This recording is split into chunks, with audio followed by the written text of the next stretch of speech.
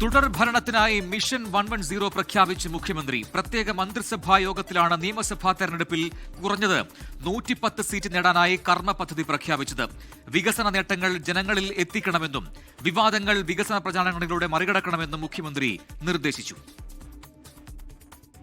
LDFന്റെ തുടർച്ചയായ മൂന്നാം ഭരണത്തിന് മുഖ്യമന്ത്രിയുടെ മിഷൻ 110. 3.5 മണിക്കൂറിലധികം നീണ്ട മന്ത്രിമാരുടെ പ്രത്യേക യോഗത്തിൽ മുഖ്യമന്ത്രി തുടർഭരണത്തിനുള്ള നിർദ്ദേശങ്ങൾ മുന്നോട്ട് വെച്ചു. സർവ്വവിഭാഗം ജനങ്ങളുടെയും ഉന്നതി ലക്ഷ്യമിട്ടാണ് 10 വർഷം ഭരിച്ചത്. സാമ്പത്തിക ഞെരുക്കങ്ങൾക്കിടയിലും മികച്ച ഭരണം നടത്താനായി ഇനിയുള്ള 50 ദിവസത്തേക്ക് പ്രത്യേക കർമ്മ പദ്ധതി നടപ്പാക്കും. ഓരോ മണ്ഡലത്തിനു വേണ്ടിയും പ്രത്യേക പദ്ധതികൾ തയ്യാറാക്കും. ജില്ലകളുടെ ചുമതലയുള്ള മന്ത്രിമാർ നേരിട്ട് പ്രവർത്തനങ്ങൾ ഏകോപിപ്പിക്കാനും മുഖ്യമന്ത്രി നിർദ്ദേശിച്ചു. പുതിയ പദ്ധതികളുടെ പ്രഖ്യാപനം തിരിച്ചടിയുണ്ടാക്കിയ ഇടങ്ങളിൽ പ്രത്യേക ശ്രദ്ധ വേണം. വികസനം ജനങ്ങൾ അറിയണം. ഭരണ നേട്ടങ്ങൾ ജനങ്ങളിലേക്ക് എത്തിയില്ലെന്ന് വിലയിരുത്തലുണ്ട്. ആ കുറവ് പരിഹരിക്കാൻ വിപുലമായ പ്രചാരണം വേണം. വിവാദങ്ങളെ വികസനം കൊണ്ട് മറികടക്കണം.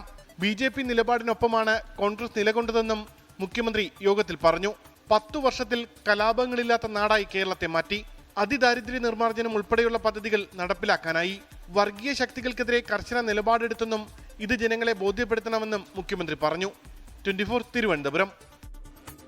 ലോകത്തെവിടെയായാലും ഏത് സമയത്തും 24 വാർത്തകളും ഓഗ്മെന്റഡ് റിയാലിറ്റി പാക്കേജുകളും എക്സ്പ്ലെയിനറുകളും വിശദമായി കാണാൻ ഞങ്ങളുടെ യൂട്യൂബ് ചാനൽ നിങ്ങൾക്ക് സബ്സ്ക്രൈബ് ചെയ്യാം.